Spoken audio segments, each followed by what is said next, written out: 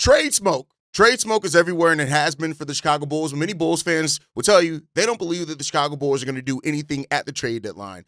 But Marc Stein just poured gasoline on the Coby White and Ayo Dosunmu trade rumors. The Bulls are above 500. Giannis and Ja are hurt, and the market is shifting. But is it shifting in the Bulls' favor? The question is, are the Bulls finally about to pick a lane? Is that what's about to happen? We're going to talk about all that, plus preview tonight's game against the Los Angeles Lakers and more right after this.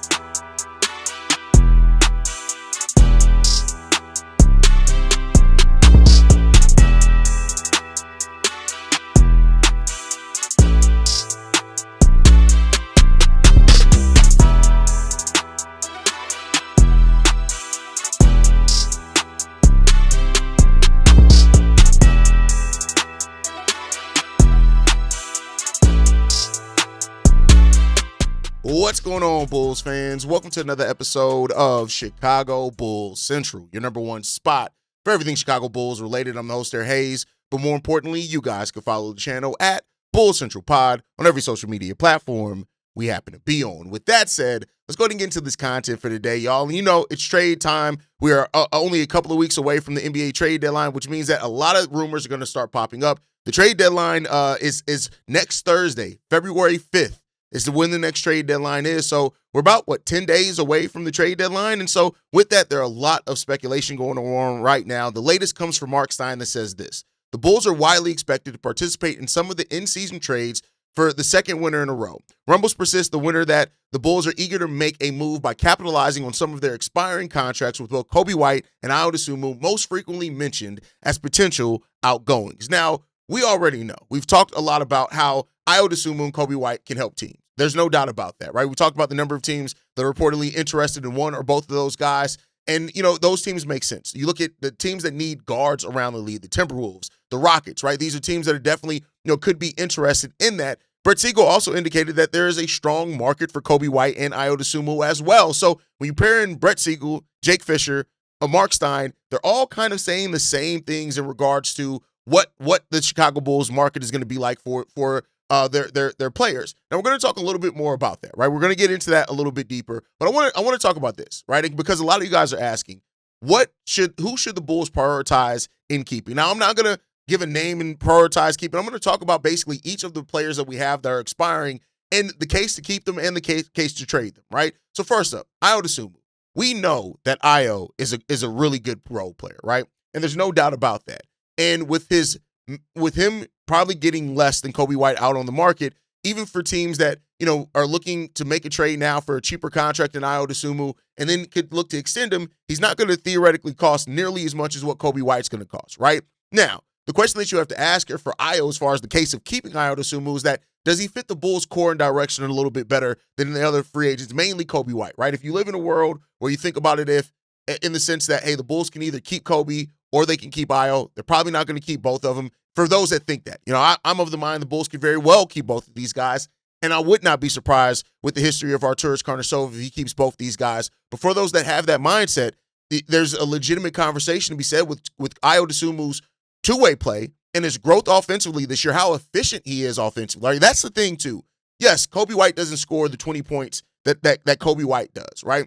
But Ayo, even if he does score 15 to 16 points, is the efficiency because he only needs 10 shots to do that, which means that you're opening up more shots for Modest Buzelis. It makes him a more seamless fit next to a ball-dominant guard like Josh Giddey, who's still going to take shots as well. And the defensive ability of Ayo Dosunmu, does that make him more of a natural fit if you're looking at Giddey, Ayo, and Modest, right? Does it make it a more natural fit? And that's the question that you have to ask for yourself, right?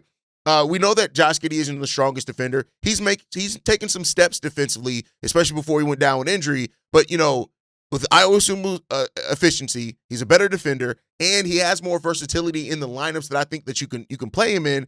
Does he make him that? Is that more kind of natural and flawless fit? Is that what the Bulls will prioritize over possibly keeping a more expensive Coby White and those type of things? If that, and I think even if you're not comparing Coby and Ayo, just that factor of Ayo Dosunmu, the fluidity in his game and the versatility, that makes him a player that you pretty much want to keep regardless, right? And so now, and notice, in all of that, I didn't even mention that he's from Chicago because, again, that should not matter. And listen, I love that he is. I love that he's from the city. I love that he brings the Chicago grit to the team. Make no mistake about it. But when you're talking about team building, a player being from your city should not be part of the factor because, again, that has nothing to do with basketball. I'm focusing mainly on the basketball things, right? And when you have Ayo averaging career highs basically across the board, from the scoring to the efficiency, ranking amongst, he's one of the best three-point shooters per percentage in the NBA. I think that's what you kind of got to look at it for, right? And so that's what you're looking at for Ayo as far as the cases to keep him. The cases to trade him just become about if you know that you don't want to pay him what he's worth, right? The same thing that we're going to say for most of these guys. And if you can get the value back in the trade. That's one of the most important things, too, is looking at the value you can get back for guys. Next up, Coby White. Now, I said this before. I think that a lot of Bulls fans have very lazy narratives when it comes to Coby, and it's usually noticeable by when you actually press them to explain things, they say dumbass things with like comparisons to Zach LaVine and not really talking about Coby White as the player, right? I think a lot of Bulls fans have laziness in regards to it. But I think when you look at it, it comes down to the $30 million, right? Yes, Coby can be streaky as a scorer. Definitely this season, even more than last. Last season was one of his best as far as not being streaky. This season, with the injuries and everything, he hasn't been. The turnovers have been loud. He hasn't been the fourth quarter clutch player that he was the last 2 seasons either, right? So the reasons to trade Coby come down to the contract. $30 million, streaky shooter, but again, most scorers are going to have streakiness. That's just scorers in the NBA. You name some of the best ones that I'll point out where they have streaks, right? But the streakiness, the inability defensively, right? Where he took steps last year defensively. Again, I don't know if that's the hamstring or just whatever. He's not showing that this year, so you can't hold that against him. Well, you can't hold that against him. So the $30 million asking price is the biggest thing there. Right now, the thing is, and I do think that some Bulls fans have been lazy in thinking you could just replace Coby White. And like I said, go through and look at shooting guards, filter by scoring, filter by assists, or points generated off assists, and then filter by rebounds. And you'll find typically the players that give that production, people like to look at Coby just for the scoring, but the players that give those other things usually are making around $25 to $28 million, right? So does the injury stuff actually make the Bulls kind of him cheaper to keep for the Chicago Bulls? That's I think a fair question, right? And that's one that we don't necessarily have the answer to quite yet either. But all that comes down to it, we'll end up seeing with that as well, right? We'll see if that ends up being what actually helps this Bulls team. And if the Bulls look at this and say, hey, he's a 20-point per game scorer. He's come on here more recently as well, kind of looking more like himself. The shooting from three efficiency has come and go, right? So for Coby, as far as keeping him, it's just the case that you still need a scorer. You still need a scorer. Now, hopefully Modest Buzelis is ready to step into that. And there have been some signs that maybe Modest going into next season are. So when you pair the value with the future, the value you can get in trade, pair it with the future value, that's where things come down at. Now, I'll say this. Some of the deals that we've heard from Coby, I'm sorry. I don't care how you guys feel. I'm sorry. Rob Dillingham and a couple of second-round picks, or Mike Conley and Dillingham and a couple of second-round picks are not enough to give up Coby White.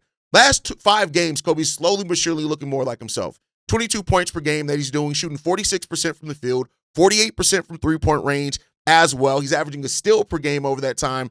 The turnovers are still 3 turnovers per game. You got to get that tightened up, Coby. It's hard for anybody to defend you with those, especially when you look at the timeliness of those turnovers. But that's what it comes down to for Coby White. So if you're making a case for keeping Coby, it is that he's not as easy to replace as some people try to make it out to be. But at the same time, if there's value there at the league and a team like the Minnesota Timberwolves come calling and they're willing to actually part with the first, part with Juan Behringer, then maybe, right? But what we've heard is that the Bulls want an unprotected first. We also heard yesterday that value may not be out there for him. And then so is it better for the Bulls to lock him into a contract and then eventually try to move him later if they, have some doubts about the long-term, him being on the roster, which is what we've seen other teams do. You lock in a player to extension, you try to move them later because, again, as I keep saying, value is not there for expiring as much as that they used to be, and that's what the Bulls have to look to manage in this as well. Next up, the role players. We got players Kevin Huerter, Zach Collins, right? Those are the players that I'm mainly talking about in regards to this. And I look at it and say this personally, just my personal opinion on Kevin Huerter and Zach Collins. I think both these guys have shown themselves to be able to contribute to winning, to be able to fit in here with the Chicago Bulls, to where I'm not mad if you keep either one of those guys long term, depending on the value of the contract, right? If they're paid appropriately to their role and to being role players. They both were making nearly $20 million because, when they signed those contracts, they were young, up and coming, they're kind of bigger. You looked at as potentially bigger pieces going forward for those teams. Now, you're looking at Zach Collins as maybe being a transitional starter for you until you find your starting center of the future. maybe, but at bare minimum, we know he's a damn good backup.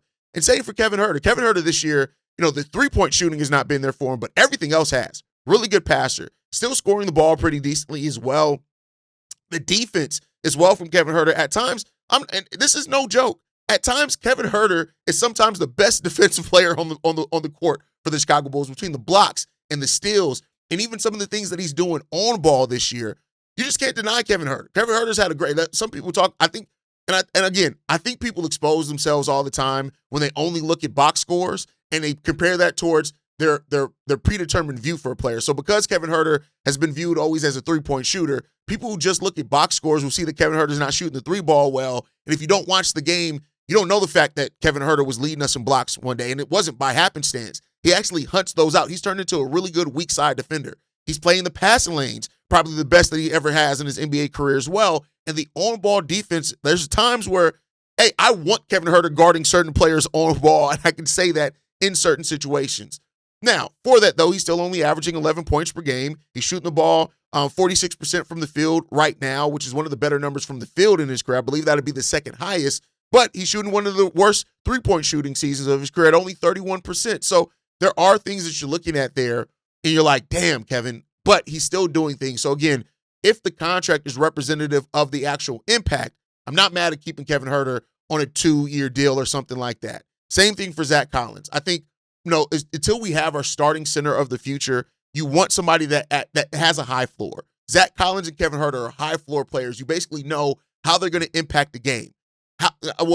You know that they're going to impact the game. The ways they do that per game is going to vary. Like, there's going to be some times where Zach Collins is actually scoring pretty well for you. There's going to be some times where his tough, just playing tough in the paint is going to be what does it for you, and the rebounding. But with those things, every team needs role players like that. But at the same time, with them being expirings, if teams come calling for those guys and you see the value in that, I don't know if you necessarily hold on to them either. But again, I'm not mad if the Bulls hold on to them. And then you have two other players. Javon Carter, let Javon Carter go. No knock to Javon. I've called him the ball-headed hoe for years.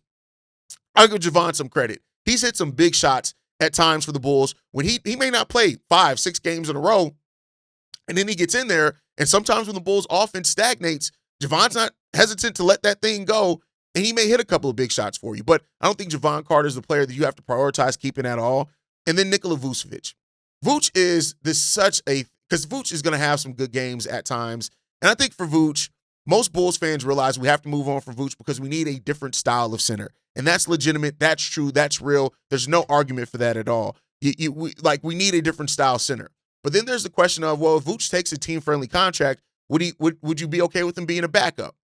And I'll say yeah, but at the same time, I think if Vooch is going to take a backup role, he's going to want to go and join a contender. Vooch has talked about wanting to play for something here over the last leg of his career. And if you're going to be a backup anyway, it's a lot different being a backup for the Denver Nuggets, backup for the Golden State Warriors, which he'd probably start on that team, a backup for teams of that caliber, backup for the Detroit Pistons, right? He'd rather do that than be a backup for the Chicago Bulls unless the Bulls actually show something and do something that we all don't expect and maybe win a playoff series or something this year, which, again, not expecting that at all. So I think it's time for Vooch to go. I think Vooch is also ready to go when you kind of see the body language and the energy from him at times as well. I think those type of things all play into that. But I think that the writing's on the wall. Vooch's time here in Chicago is done. I think it's time for that. And the trade market isn't there for Nikola Vucevic, so you're probably looking at just letting him walk and expiring, right? So then the question becomes about what leverage do the Chicago Bulls have at the trade deadline? A lot of the big fish are all off the board now.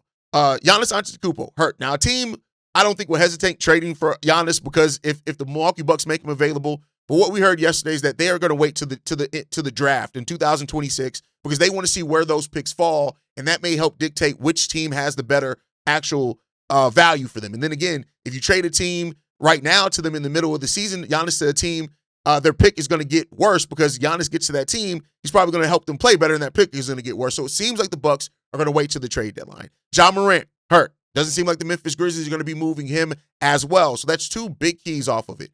Jonathan Kuminga, he's hurt now too with the knee injury. Even though he may not be out for an extended period of time, the Golden State Warriors could very well look at this and say, hey, this is an opportunity with Jimmy out for us to play Jonathan Kuminga, up his trade value, and we'll pick up that team option in the offseason. Let's trade him in the offseason rather than now.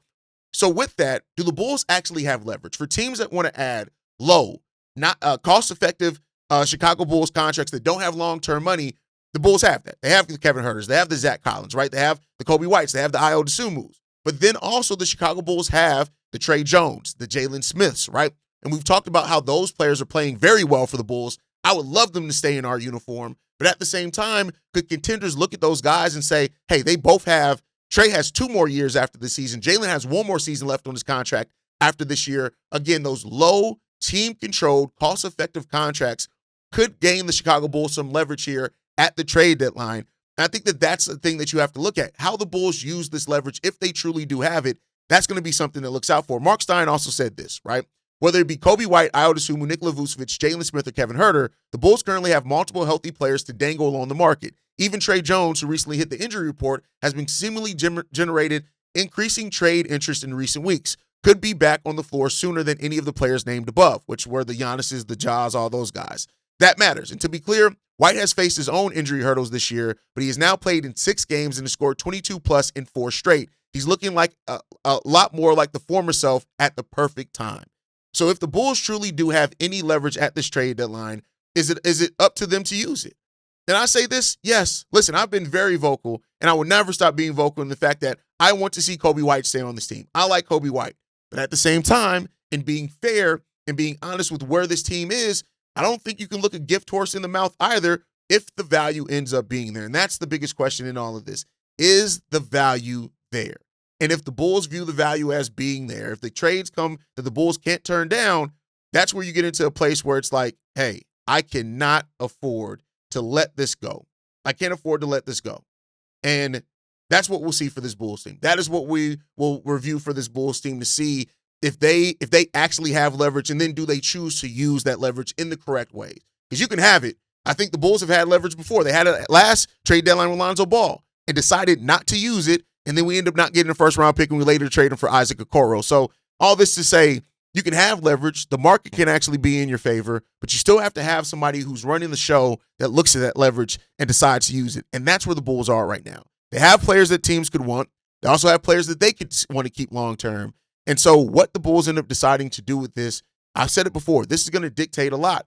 And with you having expiring contracts, I know a lot of Bulls fans look at it and say, so we're just going to let them expire? Sometimes that's the best leverage, because then you can still do sign-in trades with those players, but then you gain more financial flexibility to absorb contracts in the offseason. AK hasn't necessarily shown a propensity to do that, but those are also things that are there for the Chicago Bulls as well. So we just got to see. We got to see. This market is going to be interesting. Everything's going to be interesting for this Bulls team. We just got to see what's going to actually happen. And I really don't know. And this goes to the thing with AK as well. We don't know what AK, like last year, he made moves. This year and 2 years prior to that, he hasn't. So is he actually going to make some trade deadline moves this season? I guess we'll see. I guess we shall see. But let me know your thoughts down below. In regards to reasons to keep some of these players, how do you feel about that? Who stays? Who goes? Who do you value? Who still has future value for the Chicago Bulls? Let me know all of that down below.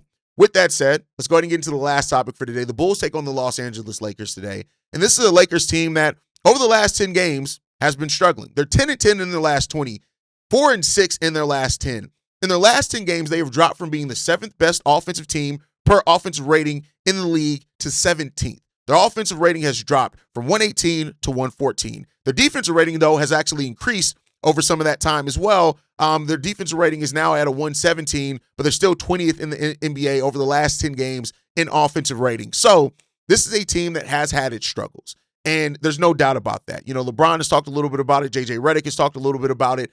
And so the Lakers are a team that, because their defense is so suspect and inconsistent, they can definitely be taken advantage of on that defensive side of the ball. That's where the Bulls would have to use things to their advantage. Come into this game, play with the energy that you played with against the Celtics, against the Clippers, and let's see what you can do. You have to also rebound well. The Lakers are a good rebounding team. They're 12th over the last 10 games in rebounding percentage. Over the course of the NBA season, they're 10th in rebounding percentage and 10th in defensive rebounds. So those offensive rebounds aren't going to be there in droves for the Chicago Bulls. But if you attack them defensively, they don't block shots, they aren't a great rim protecting team, attack the rim consistently as well, the Bulls can get another win in this. And this will be their 5th straight win if they're able to do that.